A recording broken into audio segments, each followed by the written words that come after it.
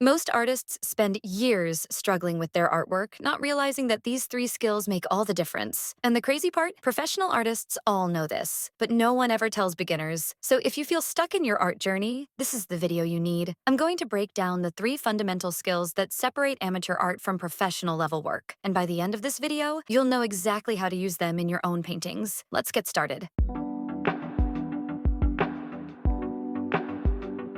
Art advice number 1, learn how to use contrast in your painting. So what is contrast? Contrast, according to Google, is the state of being strikingly different from something else in juxtaposition or close association. Juxtaposition means the fact of two things being seen or placed close together with a contrasting effect. Basically, contrast is the opposition, is the use of two opposites. In art, this can be with colors, shape language, light and shadow, and big or small. I know this may sound a bit more complicated, but bear with me, I'll explain to you everything. Let's take one of my paintings as a way to demonstrate. The first type of contrast that I used was in the colors. Since this character's hair clothes are mostly orange tones, I made the background entirely blue as a way to contrast and have my subject in this painting stand out. The second type of contrast I use is in the light and dark. If you notice, the silhouette of her waist and torso was mostly dark. To contrast her silhouette, I made the hair brighter so that it's easy for us to distinguish and read her pose. The third type of contrast I used is in texture. The sleek and glossy material of her bodysuit contrasts with the soft, flowing texture of her hair. This difference in texture helps define the various materials in the painting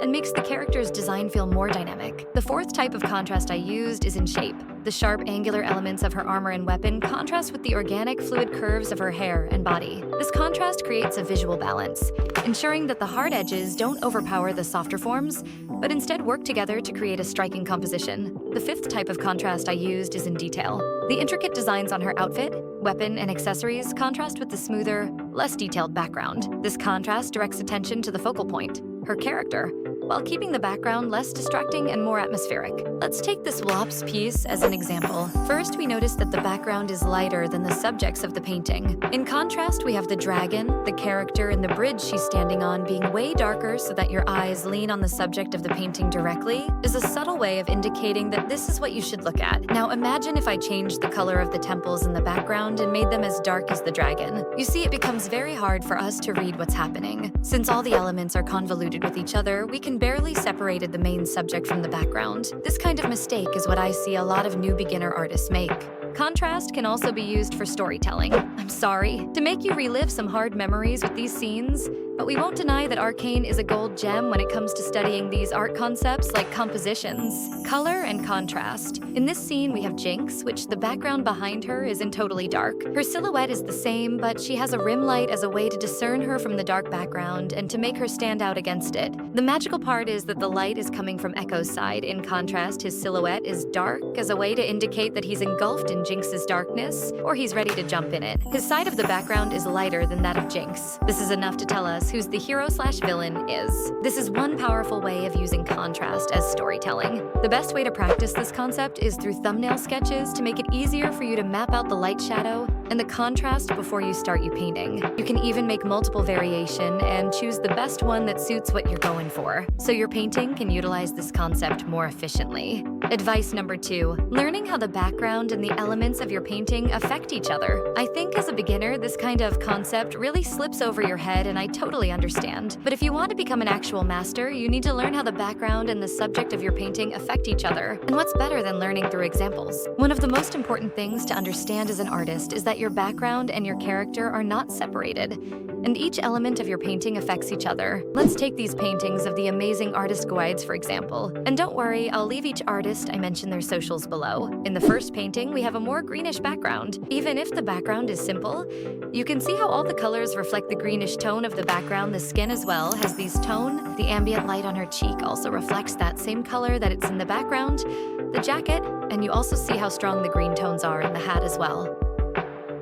In this painting, the earring is also a light source, so you can see how the ear reflects its light as well as her neck. In the second painting, we have a more grayish background, and the colors of the character reflects that. Pretty well, the hat has a lot of those gray tones, so is the clothing, the skin as well. Harbor a lot of these gray tones, and you can that the ambient light on her shoulder is practically the same color as the background. Last but not least, the third painting. In the same way, every element exudes more blue/cool tones, and you don't see that just in the snowy forest in the background. Those same colors are also incorporated in the characters. Her clothes are supposed to be white, but in this setting and atmosphere, the background is reflecting its own colors on the character.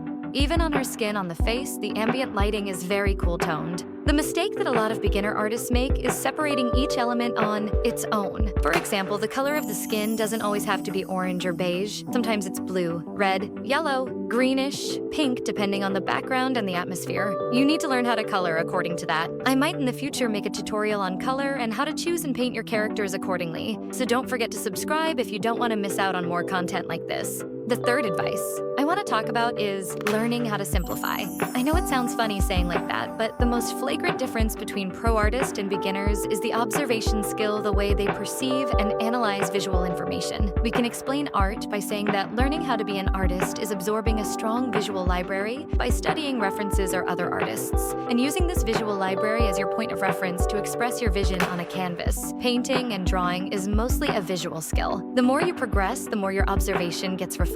One of the most important skills that could help you with this is simplifying. Simplifying is training your eyes to see in more simpler forms rather than more complex shapes. One of the artists that is known for that is Wallop. This is one of the most recent Wallop's artworks, and what we want to see in this is his way of rendering the guards in armor. You can see how from far the blobs of color and their shape trick your eye into thinking there is a multitude of guards. When you zoom in, the illusion is falling apart. In order for you to become a very good artist, you need to learn how to simplify complex shapes into simple ones. Best exercise for that is to paint by simplifying all the details and painting only the necessary elements like the shadow shapes, the light, kinda. A bit what I'm doing in the background. This is one of the first exercises that I learned when I wanted to take my digital art seriously. I joined an art course, and the first thing the teacher trained us to do was to omit all detail and to train my eyes to see only in shapes. This is one of the most important fundamentals you need to learn. Trust me, this is how artists are capable to paint and create some pretty complex work just in simple forms.